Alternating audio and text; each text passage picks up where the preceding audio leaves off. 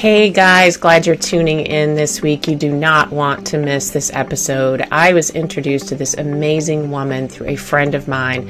Mr. John Mercado introduced me to Jamilah Robinson, who is the founder and executive director for Missing Pieces Support Group. In this episode, we're going to talk about how she came to found this particular group and the experience that she's been through. She shares a really great story about some of the folks that she's been helping and also answers the question of building trust. So I hope you guys enjoy, and we'll see you soon.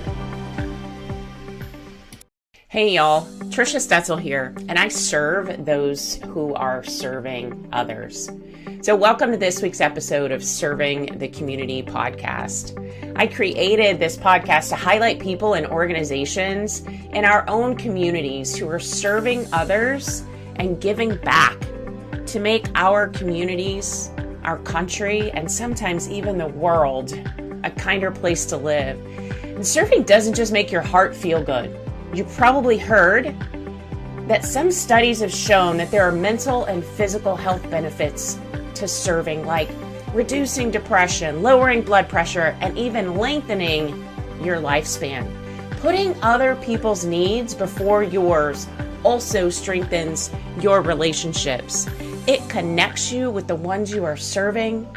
And if that someone is someone you know, it creates a stronger bond with them. Serving also enriches other people's lives. And perhaps the best benefit of serving is the chance that person paying it forward. If you help someone, they're more likely to do something nice for someone else that day. Your one act of kindness could have a major domino effect. It's like the pebble on the pond, creating that ripple effect. Now, it's time to talk to our amazing giver this week. Hello and welcome to this week's episode of Serving the Community podcast. I'm so excited to have a very special woman who I met through a very special guy that I've known for a long time. Mr. John Mercado introduced Jamilah Robinson to me, who is the founder and executive director for Missing Pieces Support Group, Texas. Jamilah, thank you for being on the show with me today. Thanks so much for having me. I'm excited. I'm very excited to have you on today as well. So let's talk a little bit about Jamilah first and all of the things that you do, including this nonprofit that you're running. Yes, you read my bio. It probably seems like a hodgepodge to you, but God is slowly revealing to me how, all of these efforts connect. So I own a marketing firm that does social media management, video production, and web development. And I have honed in on offering those services to nonprofits because as a nonprofit, I see the need for, helping and serving them in that way so that they can go back to doing what they know best.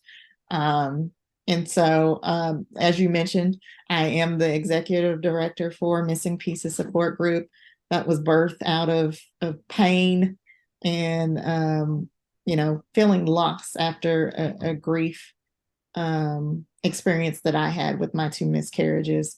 And me and 3 other women decided to, help fill in the gaps that we noticed in this community of underserved women and families.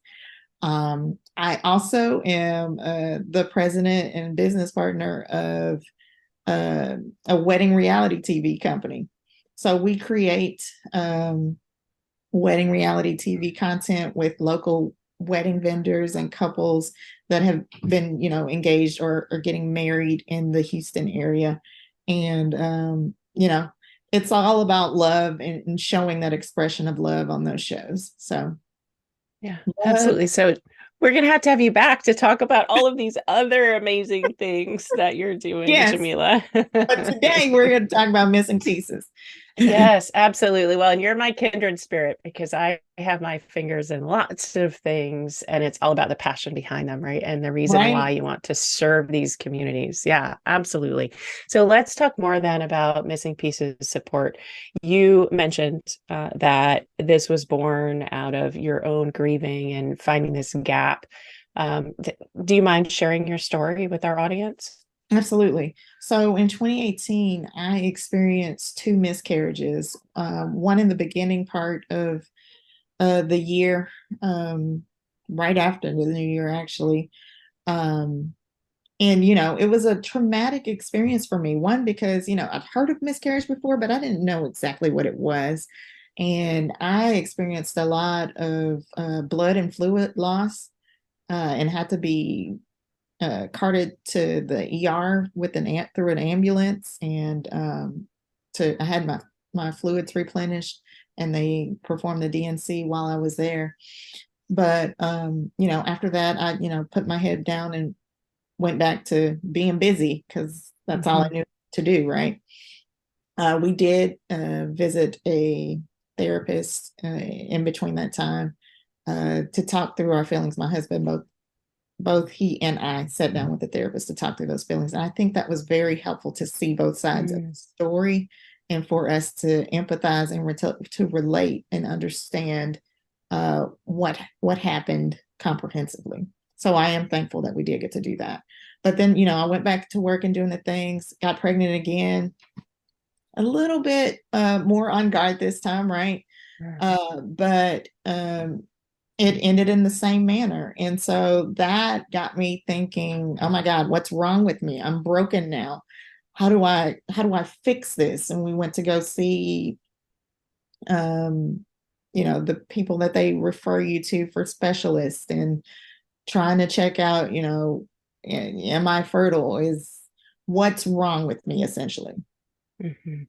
It also was the onset of depression. I would find myself just laying in the bed sometimes crying.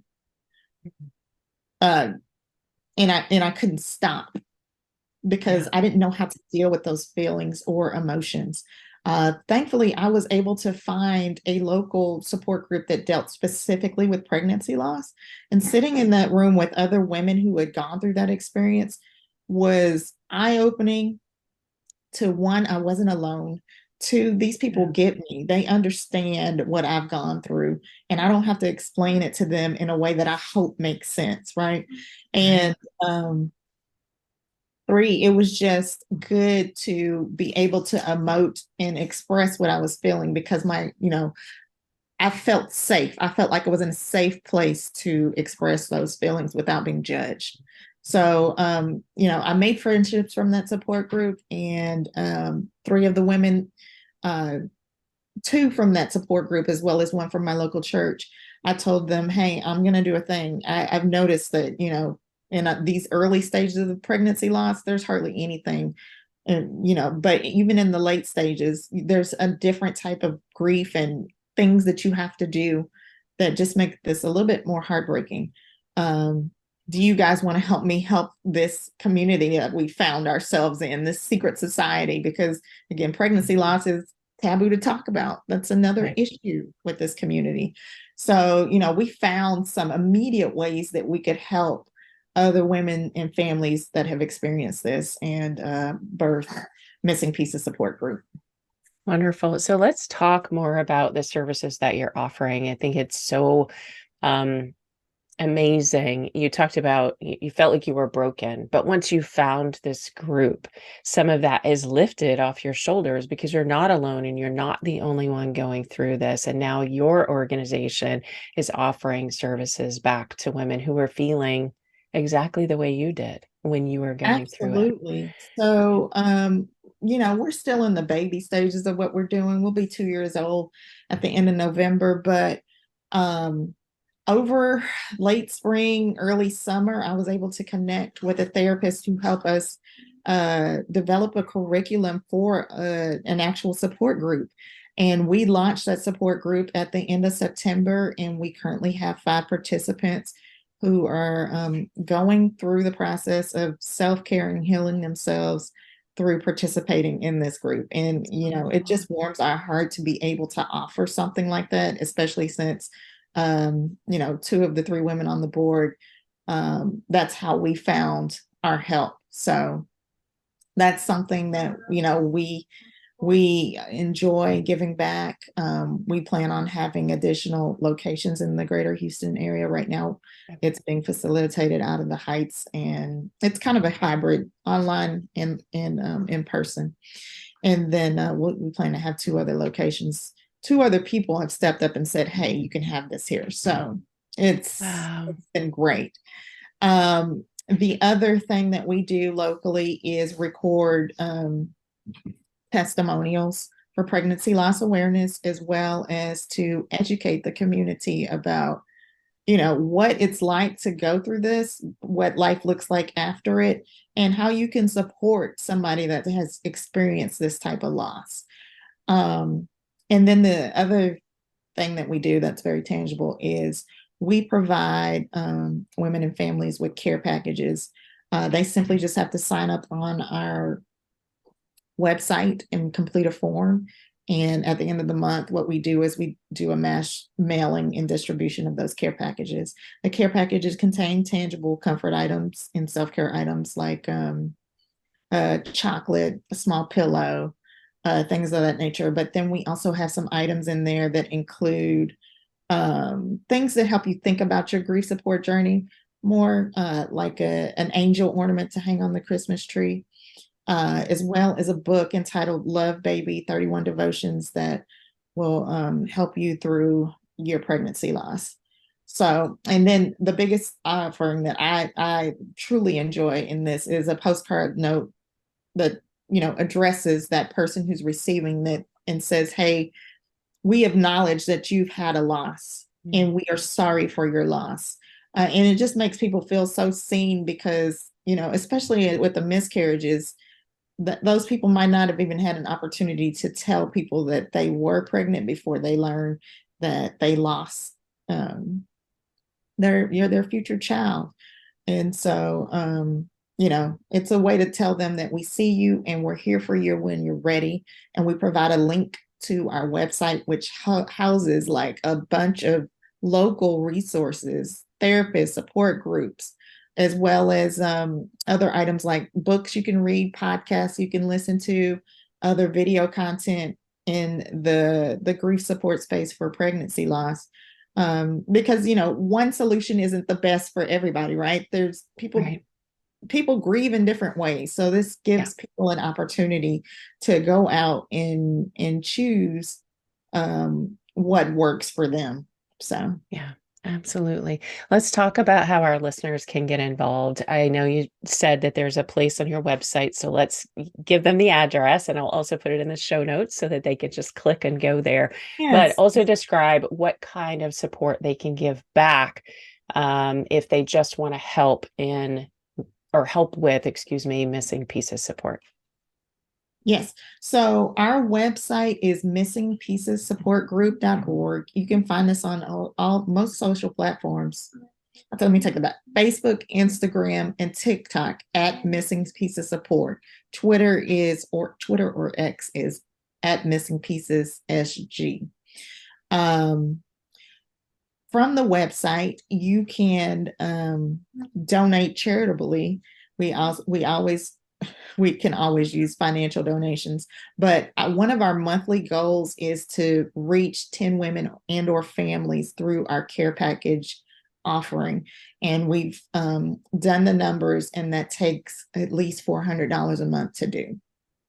So if you want to contribute, those funds will go directly to helping us facilitate that distribution.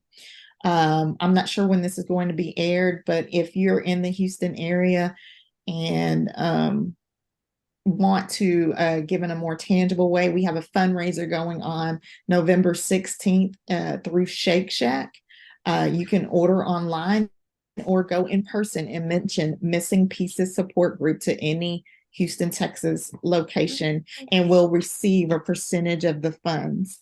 So And then we often have volunteer events. We just hosted a care package drive and build event a few weeks ago. And we put those types of events on our events calendar on the website. So, continue to check the events calendar to see when you can come and actively donate or participate in an event that we host. Wonderful. So it is the last day of October when we're recording this, and you shared that October is a special month, and this will actually air in the beginning of November, but I still want to create some awareness around the month of October. Can you talk about that? Yes. So October is National Infant and Pregnancy Loss Awareness Month. There is a special day in October every 15th that is a national celebration and what as well. It's called Wave of Light, where the community lights a candle in honor of their lost loved ones. This year, our nonprofit created bracelets. Pink and blue are the colors for Pregnancy and Infancy Loss Awareness Month. I know there's a lot of awareness in October for other initiatives, but this one is near and dear to our hearts. So Wonderful. And all of the information about Missing Piece of Support that Jamilah mentioned, I will put in the show notes so that you can go directly out there and find more information. So, Jamilah, tell me your favorite story behind the organization that you've created. just being able to connect with people in the community that are outside of our normal circles through these events that we're hosting, and being an active presence. At the Wave of Light event that I mentioned, there was a woman who had recently, like real recently, lost their pregnancy. We hosted that event on the 15th, and she'd experienced the loss on the 1st of September. And she was just out there seeking for help and ways to be involved with other people that had gone through what she'd experienced. So she recognized the need to, be around others who'd gone through something similar. And so getting to talk and spend time with her and introduce her to our community was really neat. We also had a care package drive maybe a couple of weeks ago as well. And there was a lady that found us online, had recently experienced a miscarriage, and noticed that we were doing something, and she told me, she just said, I have to be here, and I have to give back because I know what this is like. And she's currently pregnant, and we talked about the emotions that come with that. And I checked in on her to see that she was actively getting the help that she needed. She's in a different support group, and she had become aware of that support group before ours, but it just filled my heart that she was getting the help that she needed, and that she's now connected to other people that she can speak to whenever she feels the need. So Yeah. Thank you for doing such amazing work in our community through your profit business as well as through this organization that you've founded. I think it's amazing. So I warned you at the beginning that I've been doing a lot of trust leadership work, and I really believe that trust is essential for the success and sustainability of any organization, whether it's for profit or a nonprofit organization. And for support and the kind of work that you're doing, I think trust is really essential with getting help to the women and families who want the help, and also for the community to want to support what you're doing. And I think right. that's really important to build that trust. So trust is the foundation by which an organization builds its relationships, operates transparently, and ultimately fulfills its mission. So here's my question, Jamilah. What do you believe are the key strategies and or practical steps leaders can take to foster a culture of trust within their organization? That's a really great question. I think that credibility is key in gaining that trust. Having experienced miscarriage myself, and having board members who have also had that journey of, pregnancy loss and figuring out life after loss and how we dealt with it, in order to provide things that we knew would immediately be comforting, and then to provide, a resource that, they can choose how they want to process this loss.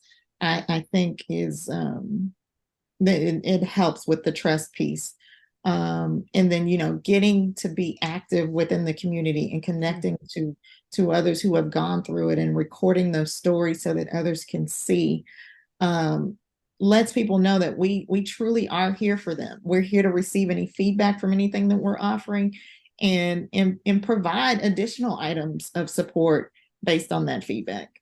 So That's wonderful. Well, thank you for all of the work that you're doing. It's very special. And I know that there are people either listening or people that they can share with that this will touch. And I appreciate you being on the show with me today, Jamilah. thank you so much. And Take that care. concludes this week's podcast, Serving the Community. Thanks so much for listening today. There are so many great things about our modern world, but the people in it should be at the top of that list. Taking a genuine interest in your family, friends, neighbors, and even strangers is one of the most rewarding decisions you can make for yourself and those around you that you choose to serve. If you enjoyed this episode of Serving the Community, be sure to subscribe so that you're notified when a new episode is posted. Please rate and review this episode and be sure to share with your connections. You can also find out more about what I'm up to at trishastetzel.com.